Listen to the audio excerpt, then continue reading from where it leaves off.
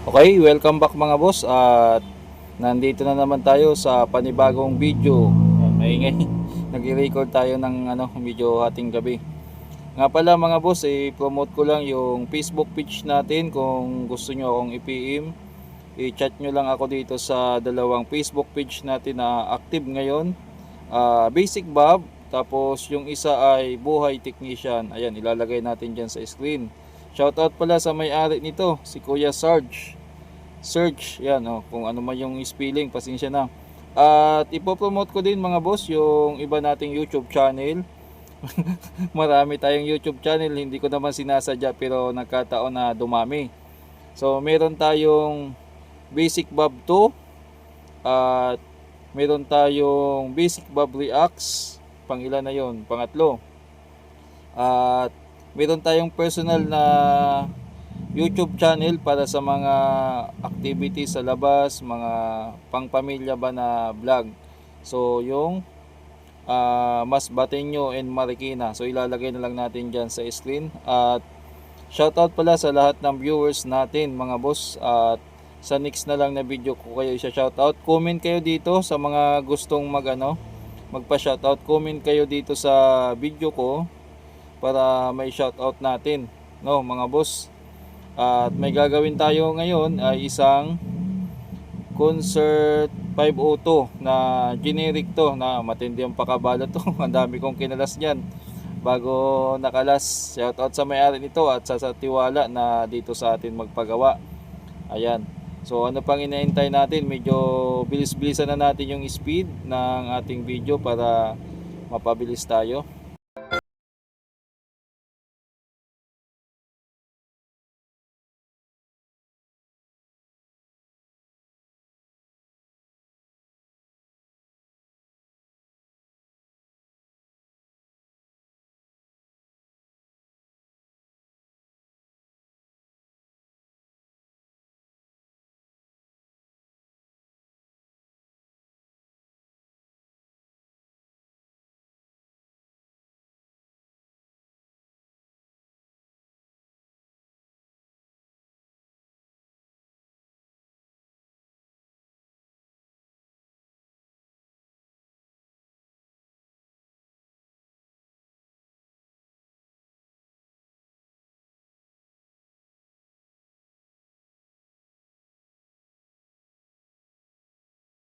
So, ang napansin ko agad ay itong mga transistor.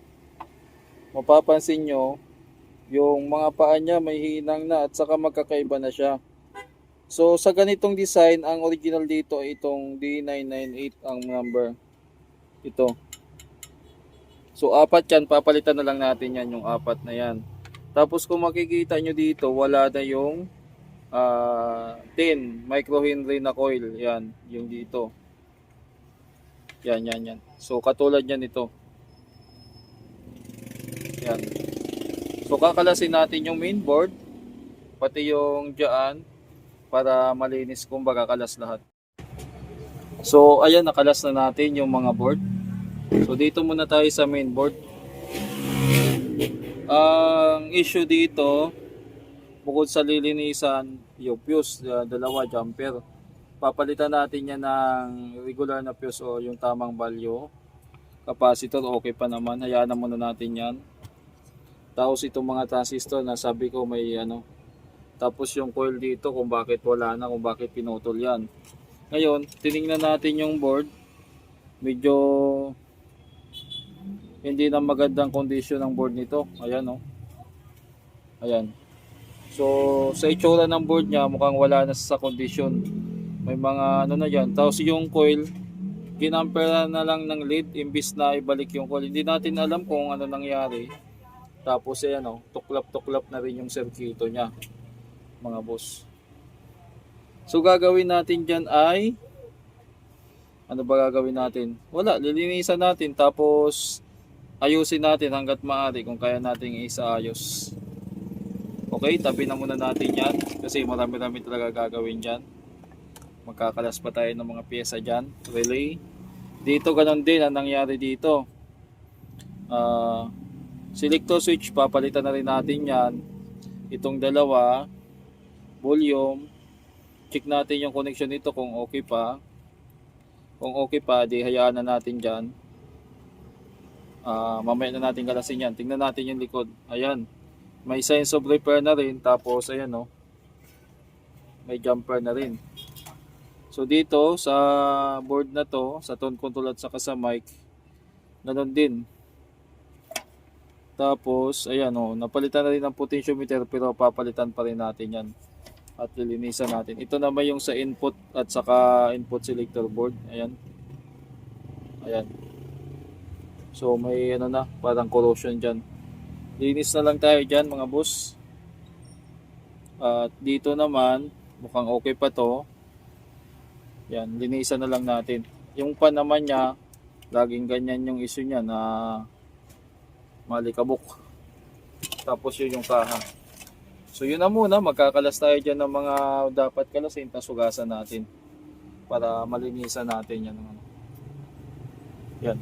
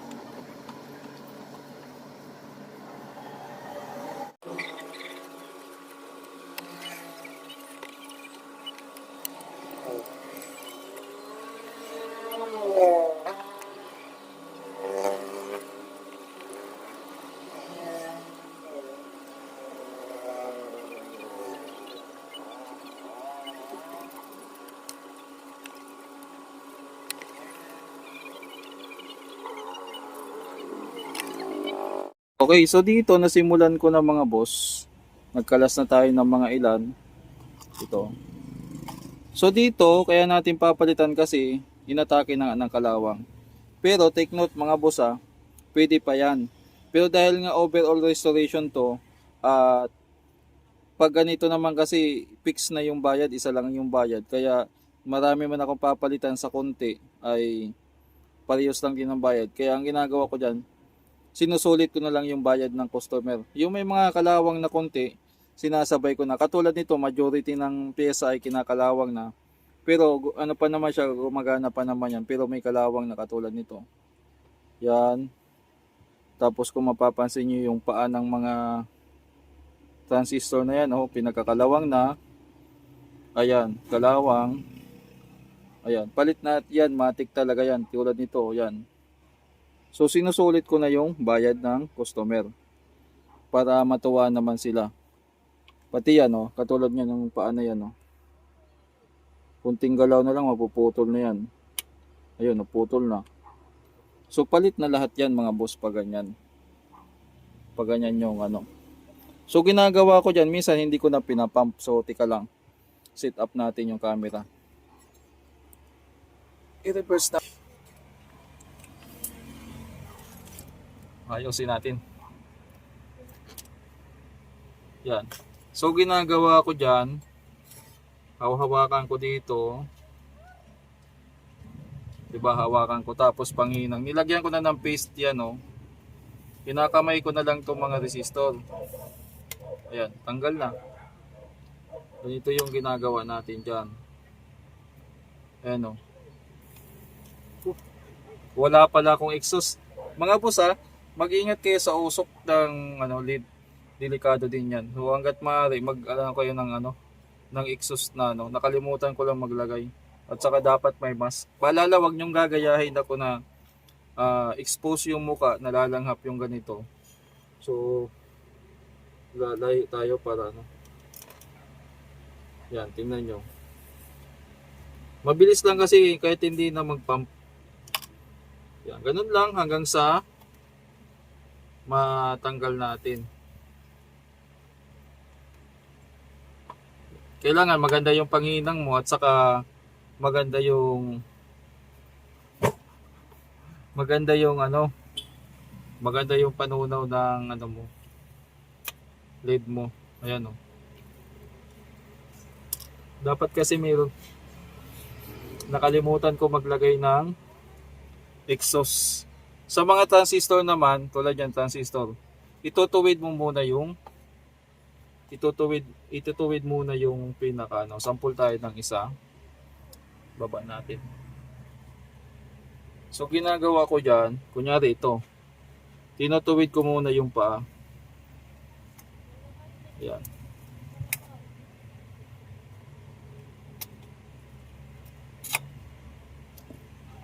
So, pwede nang hinangin ng diretso yung paang tatlo. Pero minsan mainit yan. Kailangan mabilis lang matunaw. At saka, mabilis lang din makalas. Ayan. So, ang kalawang kasi niya mga boss nito ay nandito sa puno. Kaya pinapalitan na natin to. Lalagay natin dito para makita ng customer kung ano yung mga pinagpapalitan natin. So ganun lang ang ginagawa ko dito hanggang sa matapos ko itong Maganda kasi pag ganito mga boss na nilalagyan ko muna ng paste yung board para mabilis siyang tunawin, mabilis siyang hatakit, para hindi na tayo gamit ng desoldering pump. Maraming beses kang kakasa ng pero pag ganito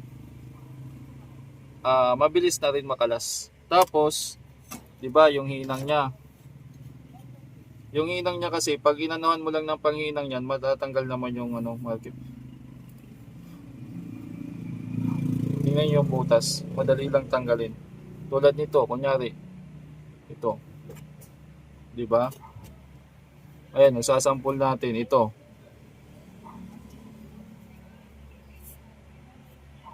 Pansin nyo mga boss, tanggal Tanggal. Langap ko yung Langhap ko yun ng ano lang, problema sa ating mga technician. Expose tayo sa usok. Tapos yung tiyan natin, shout out na lang sa mga kapwa ko technician na hindi maputi yung buhok, hindi nakakalbo, tapos hindi lumalaki yung tiyan. Pero napansin ko lang mga boss, karamihan din sa mga kapwa nating technician, mayroon talagang tiyan.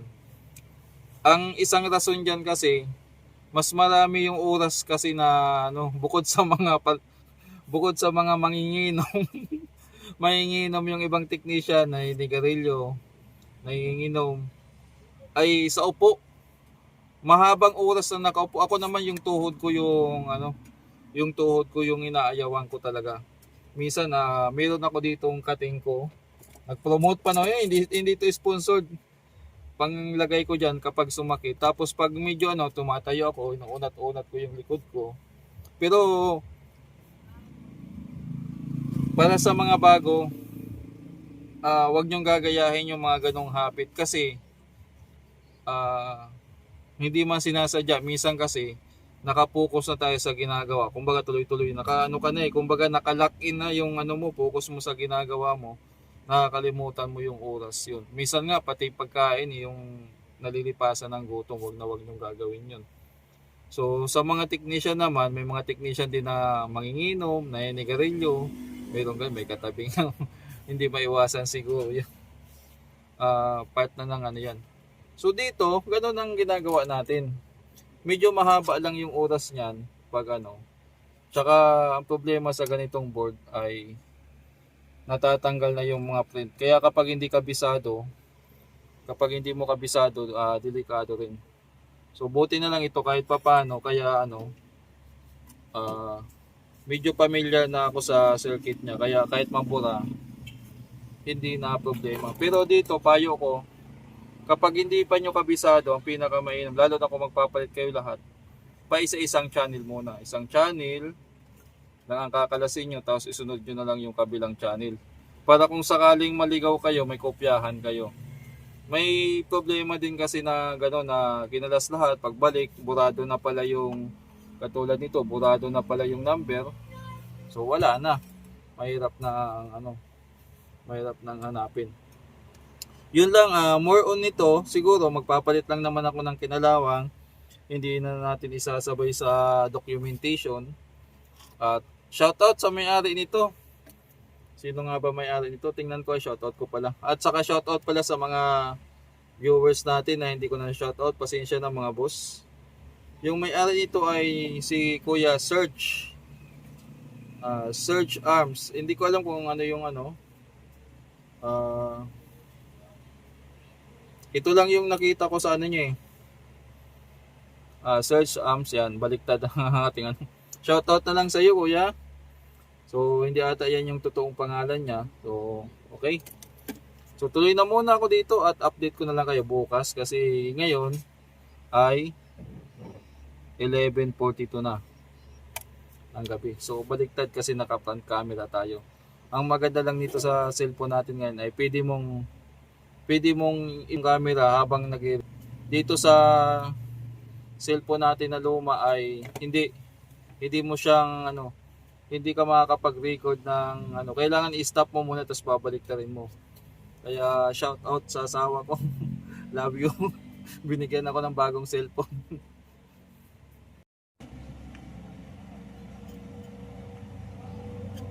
Okay mga boss, so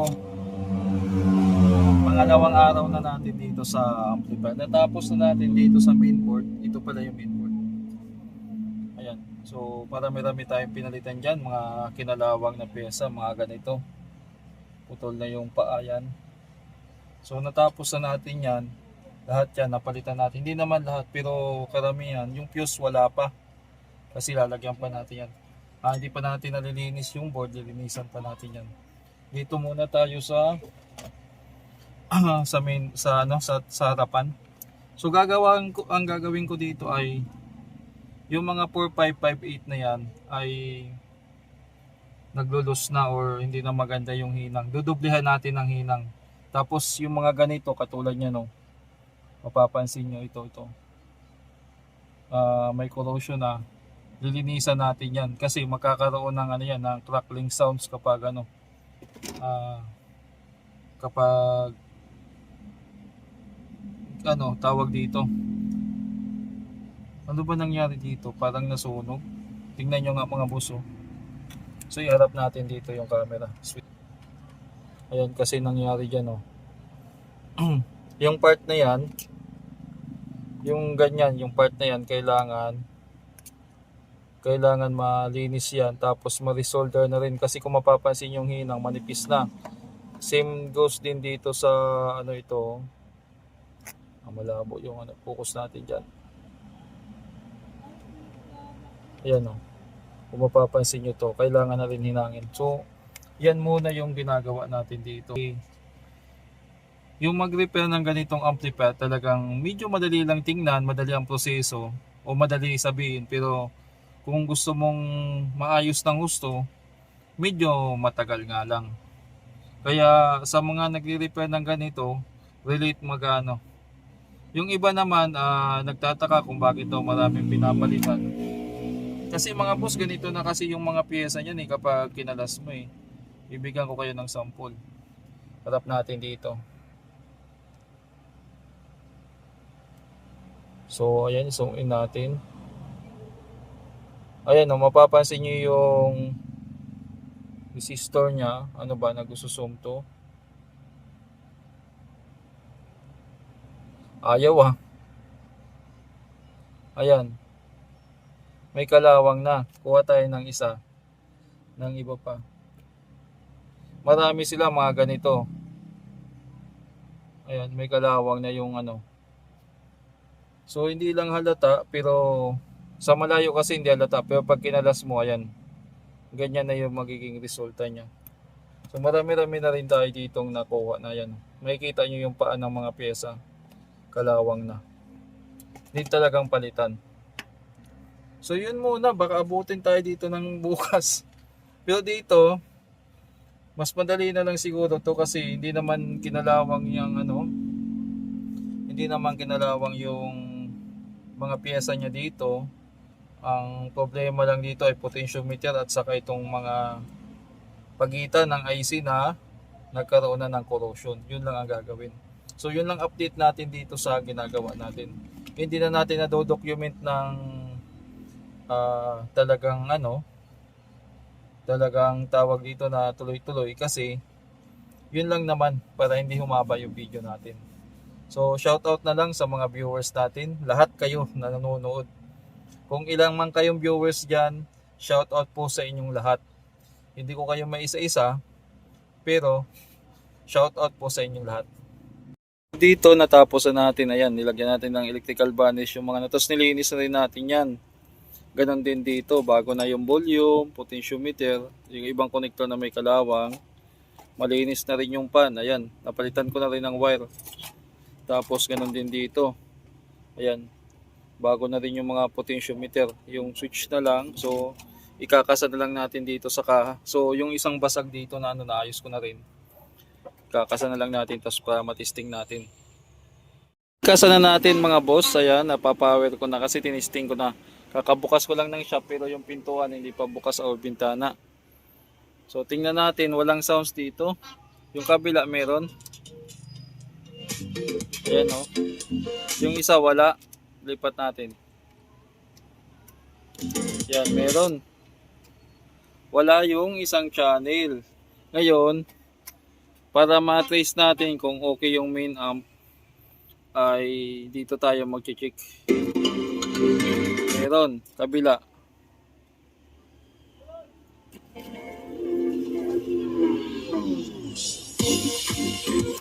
So may problema pa, may ano dyan, kahit napalitan na natin ng pyesa, hindi naman one click nagagana yan. Ibig sabihin may mga sira pa dyan. So ibig sabihin gumagana na yung kabilaan. Meron na siyang sounds, oh. Yan. Kaya lang hindi pantay ang tunog, hanapin pa yan. Ngayon, hindi siya tumutunog. Dito tayo mag-tap. So, problema, madumi lang siguro tong terminal. Kaya hindi siya nagko-connect ko kasi kung dito natin nilipat, mayroon. So tingnan natin tong terminal. Palitan ko na lang to pag just in case. Tingnan natin kung bakit madumi. Tumunog na ba? Tanggalin natin ito kasi bakit siya hindi gumagana? Siguro sa kalawang na. Para sure, palitan na lang natin yan. Total, pakyawan naman to eh. So, try nga natin kung dito tayo mag-tap. Tingnan nga natin yung terminal na yan. Madumi na rin eh. Palitan na rin natin to. Pero, maigkay ba yung tunog nila? Yan, napansin nyo mga boss, mahina ang tunog. Ngayon, ang gagawin natin dyan ay mag-audio trace tayo simula dito sa input, papunta dito, pababa, tapos dito. Para malaman natin ang So, ito yung audio tracer natin na improvise. Una natin, mayroong dalawang klase, dalawang lang yan mga boss. Madali lang maggamit nito. Mahaba nga lang yung wire na nagamit ko. So, yung ground, pwede dito sa terminal. Yan, tapos, yung isa naman, yung dulo niya, yung pantusok. Pang-inject natin, dito muna tayo mag-inject.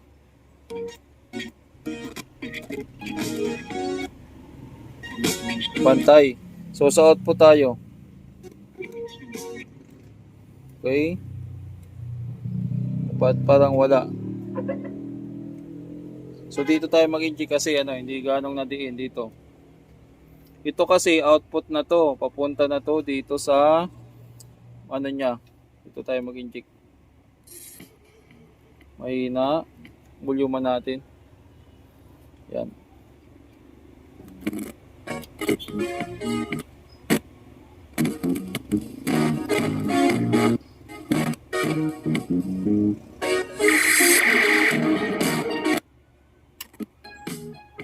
So dito pa lang mahina na. So anong papalitan dyan? Pag ganyan, ang papalitan dyan ay itong IC na to. Yung input selector nya. Yan mga boss. Ito kasi ay may dumaan na wangwang. Dalawang IC kasi yan. So isa lang yung sa input dyan. Tapos ito sa equalizer on off. Yan. So tingnan natin kung tama yung prediction natin. Papunta siya dito yung pinaka-output. Tapos saan naman siya nanggaling?